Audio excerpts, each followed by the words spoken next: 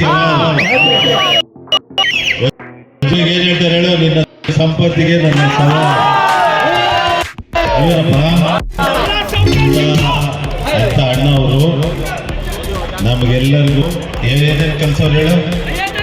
ತಾಯಿಯವರು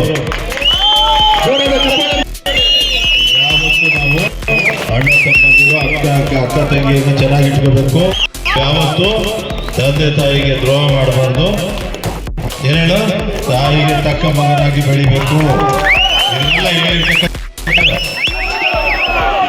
ಆಮೇಲೆ ಏನು ಇಲ್ಲ, ನಮ್ಮ ಜಮೀನು ಅಂದ್ಬಿಟ್ಟು ಬರಡು ಭೂಮಿನ ಉತ್ತು ಬಂಗಾರ ಮಾಡಿದ್ದಾರು. ಆ ಥರದ ಅಣ್ಣವ್ರನ್ನ ಯಾವಾಗಲೂ ನೆನೆಸ್ಕೋಬೇಕು.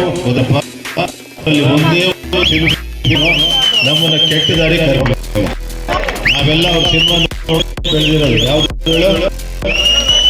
ಭೂ ಕೈಲಾಸದಿಂದ ಕೈಲಾಸದಿಂದ ನೋಡುದು, ಕನಕದಾಸದಿಂದ ನೋಡ್ಕೊಂಡು ಏನಪ್ಪ ಭಕ್ತ ಕನಕದಾಸದಿಂದ ನೋಡಿ, ಬಂಗಾರದ ಮನುಷ್ಯನ ನೋಡಿ, ಜೀವನ ಚೈತ್ರ ನೋಡಿ ಎಲ್ಲ ಬೆಳೆ. ಅವರ ಆದರ್ಶನ ನಾವೆಲ್ಲ ಪಾಲನೆ ಮಾಡ್ಕೊಂಡು ಹೋಗೋಣ.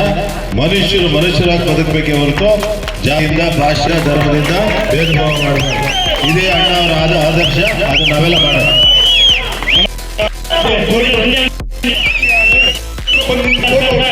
ಸರ್, ಎಲ್ಲ ಅಭಿಮಾನಿಗಳಿಗೆ ಒಂದೇ ಒಂದು ಕೋರಿಕೆ. ಎಲ್ಲ ಅಣ್ಣವರ ಅಭಿಮಾನವಾಗಿ ಟೋಲ್ ಗೇಟ್ ಸರ್ಕಲ್ ಅಲ್ಲಿ ಅಣ್ಣವರು ನಿಂತಿರೋ ಒಂದು ಸ್ಟ್ಯಾಚ್ಯೂ ನಿಮ್ಮ ಅಧ್ಯಕ್ಷತೆ